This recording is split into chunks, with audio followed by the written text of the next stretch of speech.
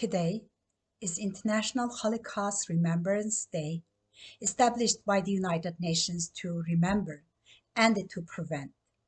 I wish to address the UN Secretary General Antonio Guterres today. Mr. Guterres, in your remarks, you took the opportunity to mention many things, but not the current genocide of the Uyghurs. As the Jewish community has rallied in support of Uyghurs and is stepping up to ensure never again.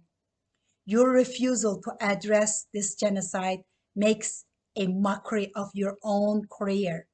It was not just the Nazis who were responsible for the deaths of 6 million Jews and many more victims. It was also the collaborators who enabled that. This is exactly what you are doing today, Mr. Guterres, a collaborator. You mentioned that the best tribute to those who died in the Holocaust is the creation of a world of equality, justice, and dignity for all. Yet, you are silent.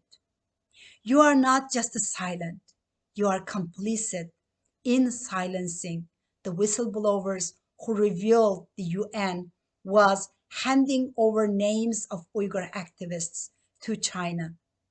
Under your leadership, China has been allowed a seat on the UN Human Rights Council panel, while it has brought concentration camps and the literal slavery back in the modern age. Your words are a slap in the face to the families of the victims of the Holocaust and to all of the millions suffering now.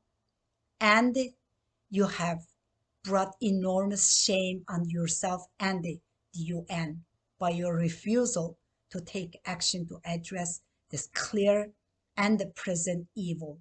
The memory of millions brutally murdered demands better.